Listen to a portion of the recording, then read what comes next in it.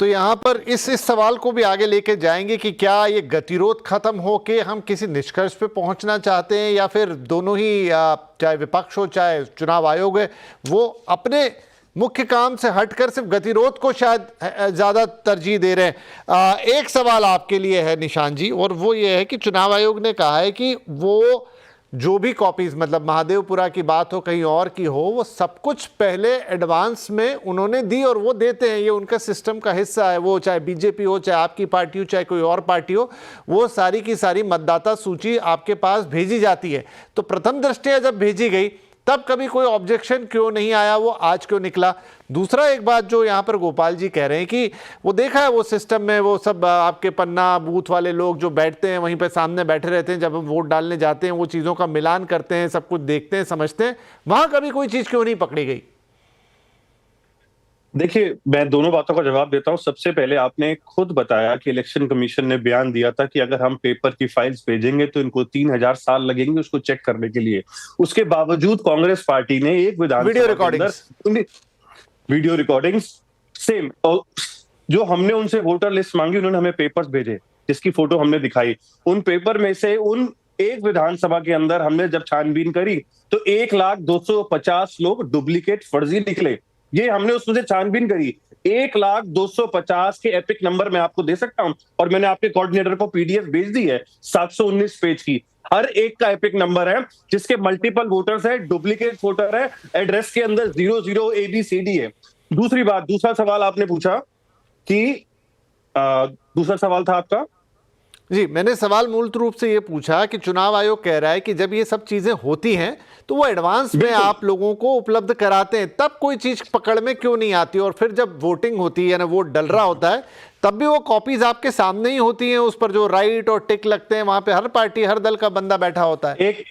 Sir देखिए, 15 lakh paper के पर्चों को देख के हर एक वोटर लिस्ट को, हर एक वोटर नेम को छानबीन करने में आज हमें 6-8 महीने लगे हैं।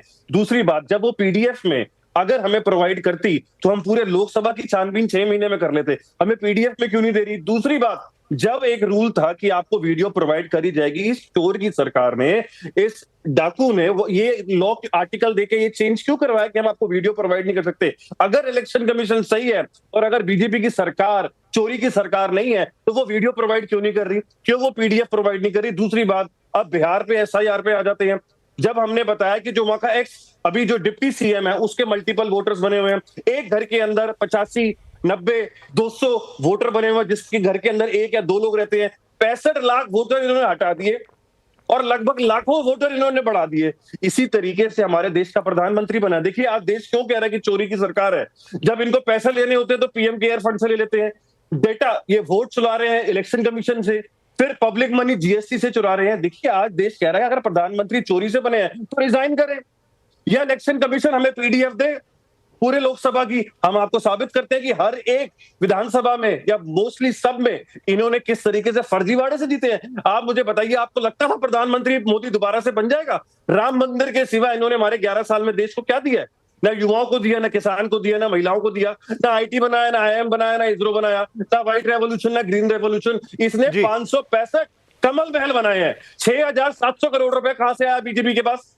565 कमल महल बने इस देश में। आप मुझे 10 स्कूल के नाम बताएं, 10 आईटी बताएं, 10 एम्स बताएं, 10 हॉस्पिटल बताएं जो प्रधानमंत्री मोदी ने बनाया। ये चौथी पास प्रधानमंत्री।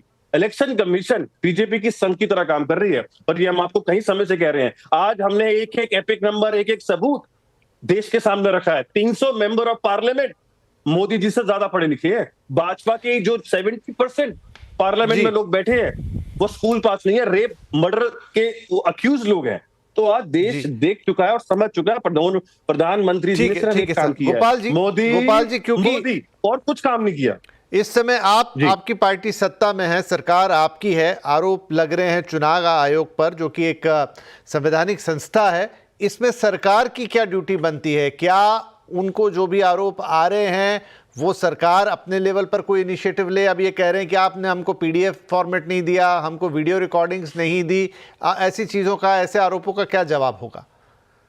देखिए, आरोपों का तो कोई जवाब नहीं हो सकता। कांग्रेस से मैं एक ही प्रश्न पूछना चाहता हूं कि अगर ये कह रहे हैं हमारे पास प्रूफ है तो देने में क्या प्रॉब्लम है? ये मतलब ये हमें समझ नहीं आ रहा। कोई कह रहा है इतना संघर्ष कर रहे हैं, मुझे इतना ये बताओ, आंदोलन कर रहे प्रधानमंत्री हैं, जनता चोरी के के पास वोटों से जा रहे बना हैं। है? नहीं, एक मिनट तुम्हारी सुनिए, आपके सरकार बीच में मैंने वोट की बोलने चोरी से बनी दीजिए है। आनंद जी, मैंने निशान जी एक बार बोलने दीजिए, उन्हें बोलने दीजिए। हाँ देखिए, ये इतने 11 साल से इलेक्शन हारे जा रहे हैं, प्रदेशों में आ रहे हैं, केंद्र में आ रहे हैं, कई जगह जीत भी रहे हैं, लेकिन उसके बाद इतनी सड़कों पे आने की जा रहे हैं और कह रहे हैं हमारे पास प्रूफ है मैनिपुलेशन के। तो देने में क्या प्रॉब्लम है, यही नहीं समझ आ रहा। हमारे को तो बेसिक चीज ही है। मेरे पास अगर कोई प्रूफ है किसी चीज का, मेरे साथ कोई धोखा हुआ है, धोखाधड़ी हुई है, मैं इंस्टीट्यूशंस के पास जाता हूँ, कोर्ट के पास जाता हूँ, तो प्रूफ तो मुझे ही देना पड़ेगा ना।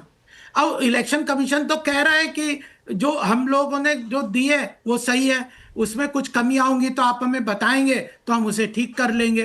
तो इलेक्शन कमीशन तो ऐसे ही काम करेगा ना, इंस्टीट्यूशन और कैसे करेगा देश का। तो बेसिकली, और फिर राहुल गांधी की और कांग्रेस की कंटिन्यूअसली, आज अभी अवधेश जी ने कितने एग्जाम्पल दिए, मैं रिपीट नहीं करना चाहता।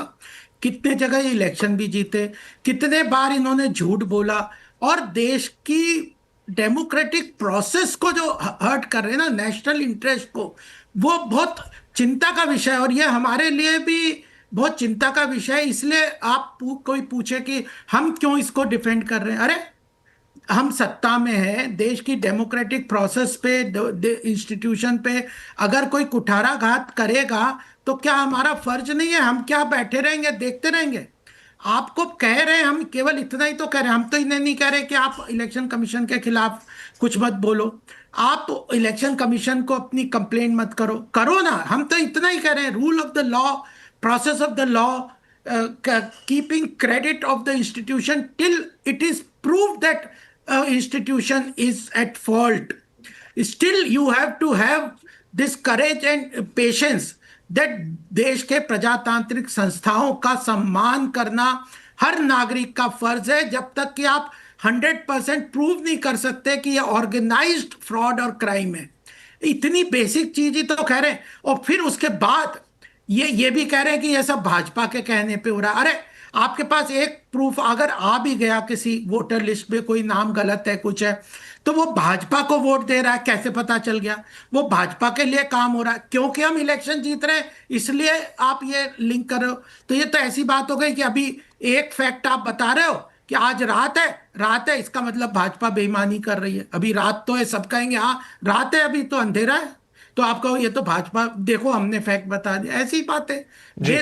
सर पैर की बेबुनियादी बातें करें। हमारा इतना ही कहना है विपिन जी, आपके पास प्रूफ है तो कृपया नेशनल डेमोक्रेटिक इंस्टीट्यूशन संस्थाओं को अंडरमाइन मत करिए, लोगों का विश्वास इस प्रक्रिया में रहने दीजिए। इस प्रक्रिया को आप 75 साल, जो 77 साल हो गए उसमें से 60 साल आपने इसी प्रक्रिया और इसी व्यवस्था, इसी संस्थाओं के माध्यम से आपने सत्ता में रहे हैं, और उसके बाद बीच बीच में आपने इन सत्ता इंस्टीट्यूशन को डिमोरलाइज करना, खत्म करने का भी प्रयास किया। देश की जनता और हम सब संघर्ष में खड़े होकर उन संस्थाओं को बचाया है। हमने भी किए संघर्ष, लेकिन नेशनल इंटरेस्ट को कभी कॉम्प्रोमाइज नहीं किए। हमने कभी जाके विदेशों में जाके नहीं रोए कि इंदिरा गांधी ने ये अत्याचार किए, राहुल गांधी ने, राजीव गांधी ने सेकुलरिज्म के नाम पे घोर अन्याय किया है। तो ये अपने देश की बात है, इंस्टीट्यूशंस को तो संभालिए। और उसके बाद भी प्रक्रिया, अगर आपका ये जो इलेक्शन कमीशन से विश्वास हट रहा है तो उसका भी प्रोसेस और प्रक्रिया है। आप सुप्रीम कोर्ट में गए, उन्होंने भी बात की, उन्होंने भी कहा कि इस प्रक्रिया को नहीं रोकेंगे। अब वो आगे डेट दे रहे हैं, आप जाइए ना, क्या बात है, आप सब चीजें करिए। किसने मना किया है कि आप इलेक्शन कमीशन के खिलाफ नहीं बोल कर सकते? जी। लेकिन आप ये जो कर रहे हैं ना, ये नौटंकी है, ये देश के अंदर अराजकता फैलाने का इनका एक प्रक्रिया है। और अपनी हार, ये लीडरशिप क्या है कांग्रेस और अपोजिशन की? वन पार्टी या वन फैमिली, वन पर्सन या वन फैमिली, और वो जी। कंटिन्यूस हार रहे हैं। तो उन्हें अपने इंटरनल कॉन्स्टिट्युएंसी, यानी जो पार्टी के लोग हैं उनके अंदर अपनी विश्वसनीयता बचाने के लिए ये ठीक है। हार के अलग अलग फोड़ रहे हैं। ठीक।